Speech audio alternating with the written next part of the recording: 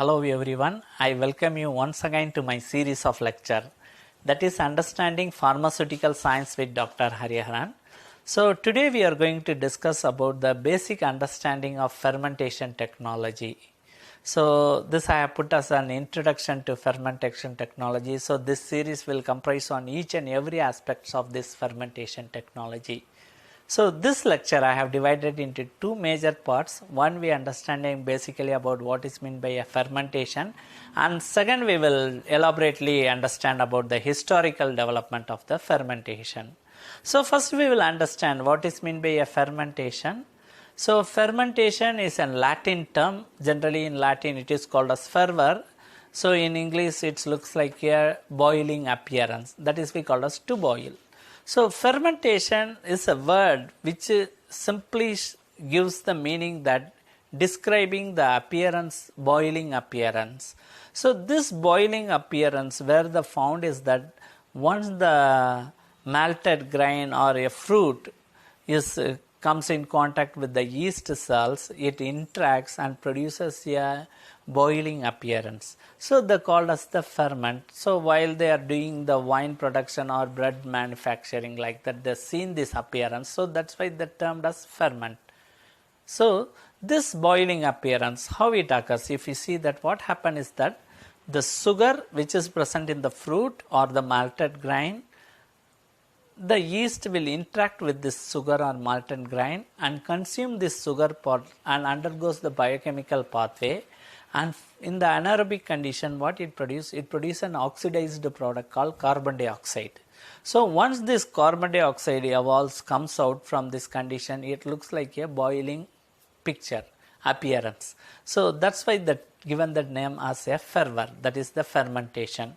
So this carbon dioxide is basically the gas evolved during the anaerobic catabolism of the sugar molecule. So if you see technically what is meant by fermentation is that it is a process. It is a biochemical process, otherwise we can call it as metabolic process. In the body the cells will do it. So it is a metabolic process carried out by the microorganism, which may be a bacteria, fungi or actinomycetes. So this microorganism, what it will do is it will uptake the substrate from its surrounding, that is from the media, and it utilizes this substrate through its biochemical pathway and produces a product which is of industrial importance. So this product can be maybe a primary metabolite or a secondary metabolite which may be of industrial importance. So if you see what is meant by a primary metabolite is the primary metabolite are produced as a product during the metabolic pathway which is essential for the growth of the organism. So if you remove the primary metabolite, the growth of the organism will drastically decrease. So the second one, the secondary metabolite is the product which doesn't needed by the microorganism. It may be excreted out by the microbial cells. For example, like antibiotics or ethanol, which it doesn't need for the growth, but it supports its survival. Because once the antibiotics are released, the surrounding microorganism won't grow, so the nutrients will be available for the cell to consume it. So these products, these metabolic products were of industrial importance has been utilized. So for example, if you take a primary metabolite, we can consider an example of an amino acid. Example, glutamic acid can be used it. Second, if you take a secondary metabolite, antibiotics like penicillin, streptomycin can also be utilized through the fermentation process. So the second part of our lecture, we will understand the historical development, how this fermentation process has grown through these years till today, how the fermentation process, the scientific basis of this fermentation process has been understood.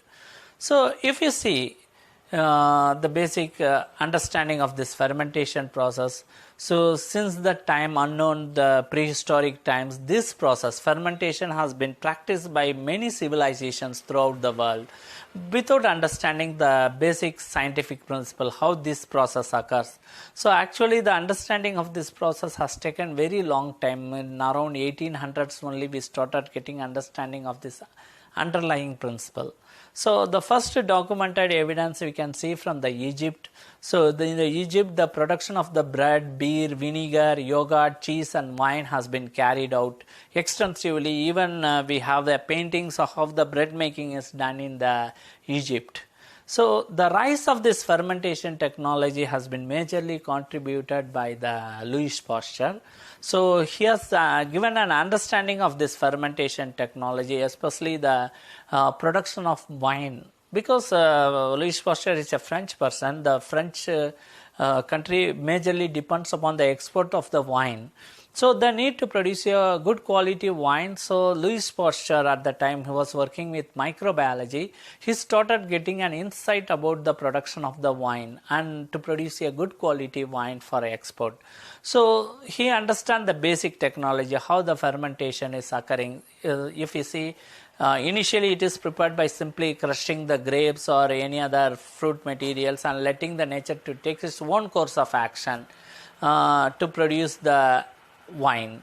So later on he identified that how this wine has been produced, that it is because of the microorganism which can grow over the grapes, because the microorganism means the bacteria, fungi, yeast, anything can grow on the things. But he found that only the yeast has an ability to survive and to produce the alcohol. So the yeast, which is majorly has an ability to withstand its high osmotic pressure and high sugar concentration. So in this condition the bacteria won't grow. So he started understanding the yeast is the core responsible for the production, and because of his osmotolerant and alcohol tolerant efficiency, the production has enhanced. But Louis Pasteur, its precise contribution to fermentation technology, if you see, it's basically started in 1850s.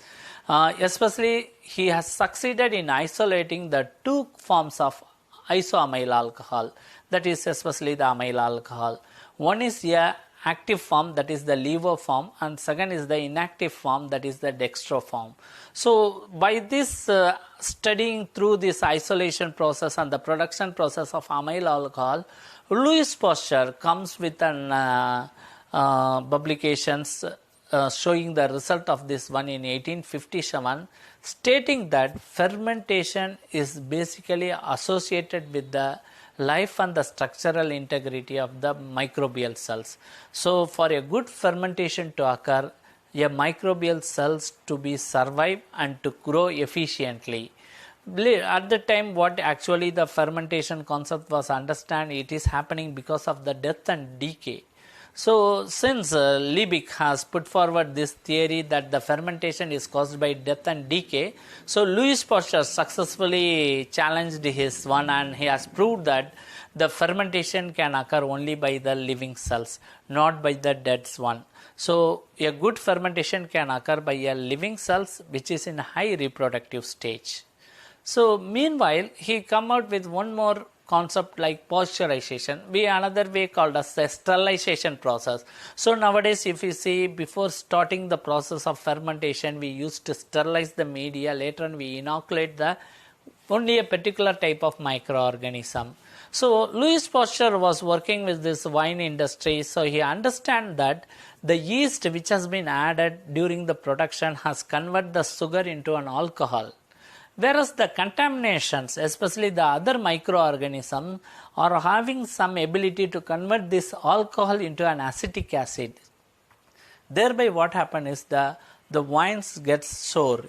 The souring of the wine has occurred. So this is only because of the conversion of alcohol to acetic acid, that is the vinegar. So to stop this conversion of alcohol to acetic acid and to maintain the alcohol and the taste of the wine, so Louis Pasteur developed a technology called as pasteurization.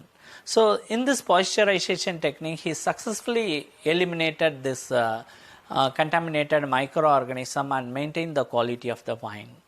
So later on, another scientist, that is Maud Strube.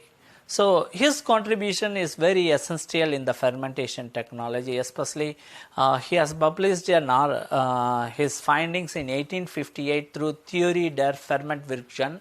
So this was the first comprehensive theory putting the chemical point of view about the fermentation.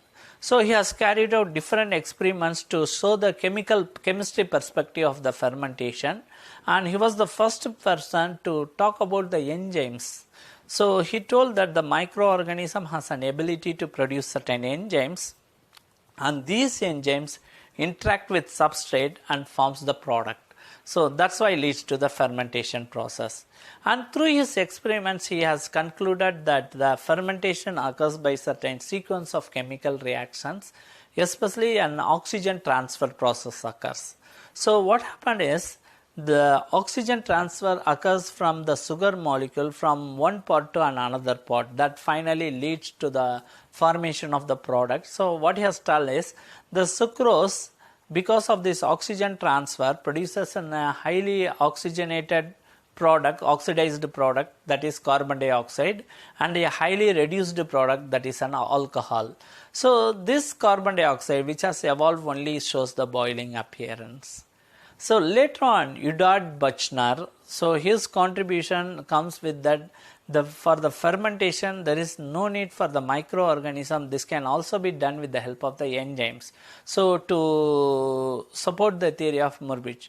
So if you see that Buchner's concept in 1897, he produced the alcohol through yeast-free extract. So instead of the yeast, he has added the enzyme called gymase, which catalyzes this conversion from a sugar to an alcohol. So he coined this word gymase based on the Greek term, that is the zymosis. In other ways we call it as a fermentation. So later on, the drastic improvement in the fermentation technology comes after the development of the metabolic and the biochemical engineering. So this development was possible during the First World War. So in the First World War, what happened is there were need of certain chemicals in very large quantities, which cannot be produced at its high quantities by a conventional means. So one of the such chemical is the glycerol. So glycerol was found to be a major component in the production of ammunitions. So the various countries, the British, Germans were working on to produce this glycerol at a higher concentration. But the success was found with the German biochemists. So the German biochemists and engineers can easily understand the biochemical pathway of this glycerol production from the Saccharomyces cerevisiae. So what they have done is they have effectively transferred the pathway from sugar to an alcohol to sugar to a glycerol. So this carbon flux they have effectively carried out and produced a glycerol in large quantity, which has supported the Germans at a large during the World War I. But nowadays the glycerol can be easily available from a soap industry as a byproduct. So since this was the first one, the biochemical engineering perspective has been taken in the fermentation products. Let us understand a little bit inside of the glycerol biochemical pathway, because nowadays all the upstream process is done through understanding of the biochemical pathways. So what happened in this one, how the glycerol they have successfully ability to produce is that the glucose undergoes the glycolytic pathway forming fructose 1,6-biphosphate, then it forms the glyceraldehyde 3-phosphate, then it forms phosphoenol pyruvate and pyruvate. The pyruvate in aerobic condition can go to other pathway, but in an anaerobic condition what happens is the pyruvate converted to acetaldehyde and finally it leads to the formation of alcohol. So the production of alcohol from acetaldehyde basically depends upon the NADH and NAD plus ratio. So this pathway can be effectively blocked by bisulfate. So if you add bisulfite into the media, so what happens is this bisulfate blocks the pathway from acetaldehyde to alcohol. Then this forces the glyceraldehyde 3-phosphate to take an alternative route. So it takes an alternative route to form dihydroxyacetone phosphate and finally leads to glycerol. And this is balanced by the NAD plus and NADH. So if you see this carbon flux, they have effectively able to convert the glycerol fermentation rather than alcohol fermentation by the Saccharomyces cerevisiae.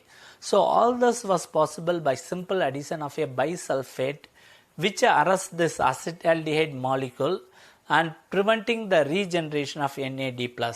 This regeneration of NAD+ is blocked, leads to reductant of the alcohol dehydrogenase.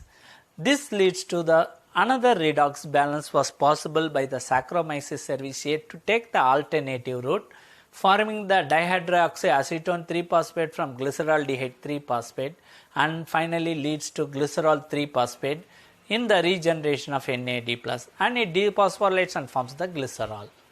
So this World War I has put forward an understanding of the biochemical pathway for the production of particular products. So this is supported by the future one with the discovery of the antibiotics. So the penicillin was discovered by Alexander Fleming in 1920s through the fungi, that is the Penicillium notatum, which has an antibacterial property. But the major challenge from 1920s is that the large scale production of this antibiotic penicillin. So this was possible during the Second World War by understanding the particular fermentation process. So the Germans once again has an ability to successfully develop a particular process called aseptic process. The reason that why the Penicillium notatum not able to produce the penicillin in large quantities is because of the contamination. So to avoid this contamination, they have developed a technology called aseptic condition. So the aseptic condition is provided by a particular fermenter called stirred tank fermenter or stirred tank bioreactor, which has minimized the contamination and started producing the penicillin in a little bit high quantity. But the efforts were continued to produce a high yielding strains. So there was a new concept developed in the upstream process, that is the mutation and strain improvement. So to satisfy this antibiotic demand of the penicillin, there were search for the other alternative penicillin producing strain. So currently we are producing penicillin from the one of the isolated and strain improved one, that is the Penicillium chrysogenum. This Penicillium chrysogenum has produced a better yield than the Penicillium notatum. Then further this was undergone random mutagenesis and screening to produce a very high yield. So nowadays if you see that the penicillin which is produced is around 20 gram per liter when compared to earlier, that is 1 gram per liter. So later on more and more antibiotics started discovering through this process, and especially from the actinomycetes. Then the another product came into the way of this fermentation process is the single cell protein. So what happened is that after the Second World War, there was a thought that there is a greater demand for the food, especially in the third world countries, and the discovery of the petroleum and the petroleum products has given a view that the single cell protein can be a chief food source for the third world countries. But the problem is this forecast of supplying single cell proteins to the third world countries has been given drastic drawback because of the sharp rise in the petroleum prices, and it is economically not feasible to supply this single cell protein at a low cost. Later on, further understanding of this biochemical pathway and leads to the fermentation biotechnological concept, that is to control the production of primary metabolite at a higher level by controlling the regulatory sequences. This was done by especially by the Japanese researchers in 1960s to produce a high accumulation of high concentration of glutamic acid by Conibacterium glutamicum. So this has evolved a better understanding of the regulatory control of these strains to produce a particular products. But nowadays we finally end up with producing the biofuels also through fermentation technology. Because of the current sharp rise in the oil prices and the international concern of global warming has pushed most of the countries, including the United States, to adopt the gasoline. So gasoline is nothing but a combination of ethanol along with petrol, so which can produce a better fuel, producing a low pollution one. So the Brazil were pioneer in this technology from 1970s because they have a very rich in sugarcane industry. So one of the byproduct of the sugarcane industry is the molasses. So what they have done is from the molasses they have produced the ethanol and combined with the petrol to produce the gasoline.